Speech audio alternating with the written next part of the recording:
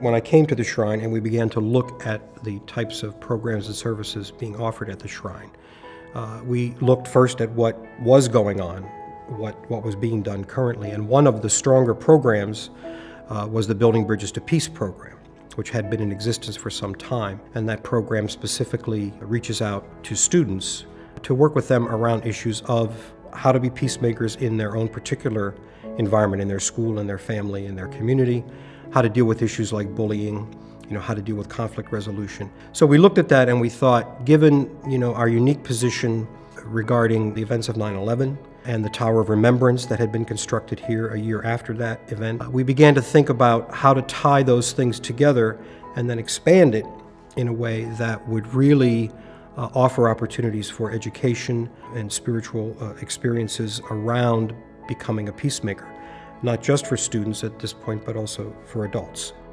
And so as we look to establish our mission plan for the shrine, we look at 4 pillars of service and decided that a major pillar really should be works around peace and justice. It really has evolved to broaden its mission to try to reach other people. So while we were working initially with middle school kids, it then migrated to high schoolers, bringing them in to do some team building and so forth, which are all aspects of really the peacemaking process. How do we as groups of people come together and be effective? And the theme of the day is living with integrity, being a catalyst or a leader for peace, resolving conflicts in nonviolent ways. Just to get the day started in terms of the reality, this is a reality retreat. This is a reality of things that can be done.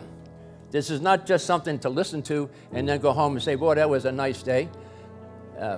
We want you to go home and think about what you heard today, what you acted upon today.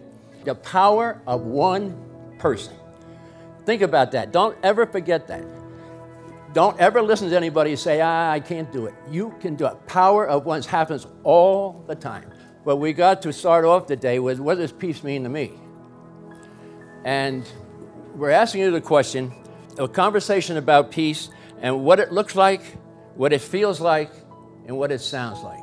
And we're going to ask you to go back in groups of 5. I want you to either draw what peace looks like, feels like, or do a skit, or do a poem, or just do a narrative.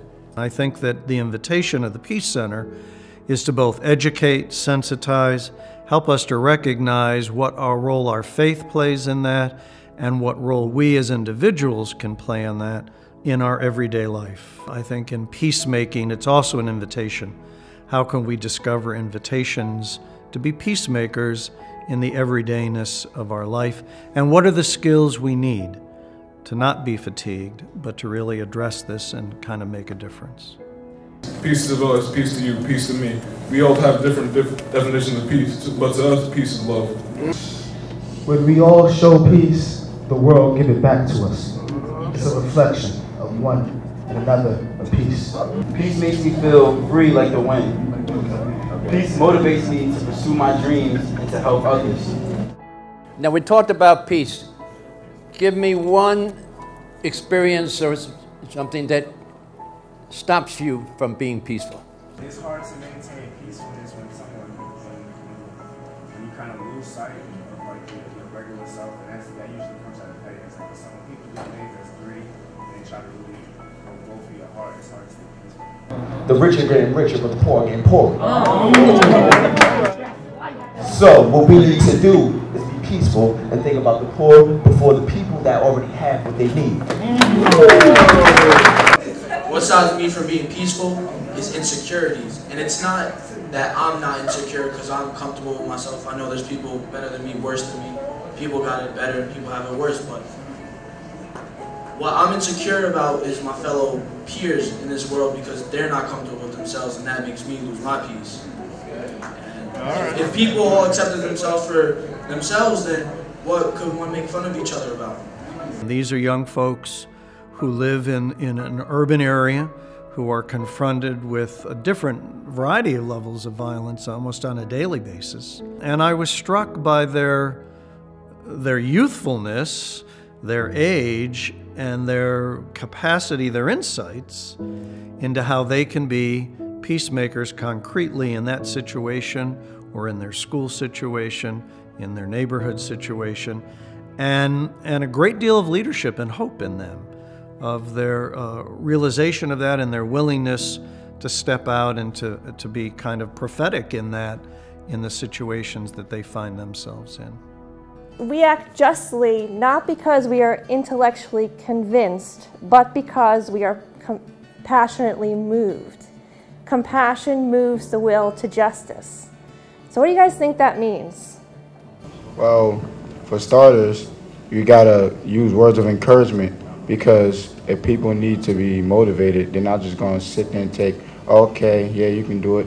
See, Martin Luther King, he didn't just go around saying, oh, you can do it. He went personally to the president himself and demanded that we have a vote. And the second thing is, after you give them words of encouragement, you gotta put your thoughts into actions, because you don't put your thoughts into actions, they're pointless. You can think whatever you want, but it's your actions that define the outcome. Do you think God wants us to be angry? I think he wants us to utilize it. You think he wants us to use anger? Do you think there's some things God wants us to be angry about? So tell me, what are some of the things in your community, in your life, that you feel like you should be angry about and other people should get angry about too? Injustice, poverty. Racism. Nick, why don't you get involved? Because people don't care. Why don't you? Well, do you care? I care, but people have these ideas that certain people's opinions matter more than others, so they wouldn't give me or someone else the time of day. Young people especially, they see the peacemaking failure around the world, and any little thing that we can do with the groups of students we have to give them a look at peacemaking, its value, and also skills and tools to handle peacemaking in their lives. If you don't have hope, right? If you don't have hope that things can change, right? What's going to happen? You're going to get scared. What's going to happen if you don't have hope? I said, if you don't have hope that things will change, your faith will diminish, which will cause fear to surface once again, and it will cause you to feel angry and have anger, not only in your heart, but for that certain situation. I think it all starts with the hope. I think the hope is I think, the catalyst for all emotions, because the hope is what sets everything in motion, because your hope determines how strong your faith is, and your faith will help you overcome your fears. And once you overcome your fears, you won't have anger. You won't have negative anger, but you'll have a positive anger that will cause you to change. If you have outrage or fear, you're going to want to fight back. You're going to want to, try to partake and get involved in whatever that you feel is, making you outraged or you have fear over. Fear is the best motivator. That's what somebody said. So if you give out hope to people from your outrage, then they will get the faith. So it all comes back into a circle. So basically, that's all. They're all connected in that sort of way. We have a strong mandate as part of our faith that we can't simply pick and choose not to be peacemakers. So we have a strong mandate from our faith to really try to be, to emulate Christ, to emulate the peacemakers throughout history that have been important to the Catholic tradition. I think it's important that we try to explain to people that our faith really is a bit of a seamless garment, in the sense that we have our devotional side and we have our spiritual practices, but we also have this call to be in the world. And so I think it really is extremely important to the foundation and fabric of who we are as people of faith at the Shrine. I think as a Catholic peacemaker too, you really can't separate those two things. That, if you want peace, you need to work for justice. With respect to painting the icon, the story behind that is 9/11 occurred. And like everyone, I was just so wrapped up with the whole issue of terror. And as weeks went on, I thought, the issue in the world is not just terror, it's violence. It's the much broader issue because it touches everyone's lives in one way or another. And one morning, about 3 weeks or so after 9/11, I woke up and the image of that painting was in my head. And I went to my desk and sketched that out, and that was the genesis of it, was the idea of using the triptych, the three-part, to kind of tell a narrative. And what I say to groups when we talk about the icon is that that center panel, which has the names of places of violence and all the kinds of violence that humanity imposes on itself, that's a current-day crucifixion. Those are the people who are dying as Christ died. That was their crucifixion, that was their test. So it really is a monument to those people. And what's the difference between the people in that panel and the people here? They're all together. The difference is that they are together. And what do we call a group of people who are together? A community. So what's a community? Are you as a class a community? Yes. Absolutely, I hope so. I hope so, and I hope you all feel a part of that. There's one figure in that painting I'd like you to identify. Who is this? Who is that figure? The leader? That's hope. That's hope. Okay, interesting.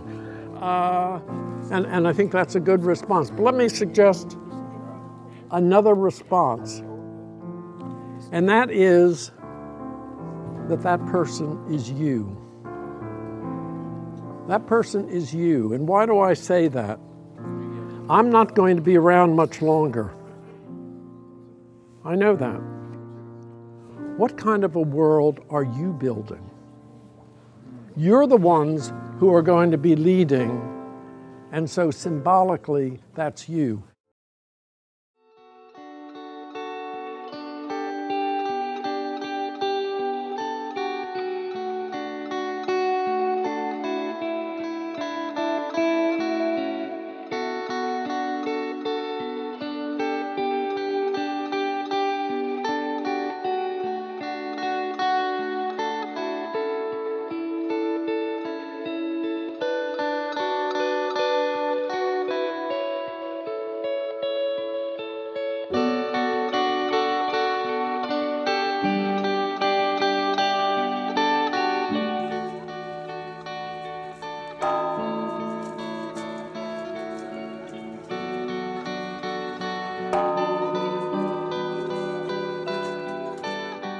And over the years, we've noticed a gradual shift of folks moving away from simply remembrance of a tragedy and remembrance of loss to trying to turn that energy now and to turn that into something positive. And I think we're in a unique position to be a catalyst for that. So a goal for me would really to begin to see that event of a remembrance almost turning it into a celebration of coming to realize that we simply cannot live in that place of loss. We cannot live in that place of anger and retribution, that we have to move beyond that because it's good for our children, it's good for our community, it's good for us ultimately. And I think that deep in the human spirit, there is the issue of hope and a hope for change.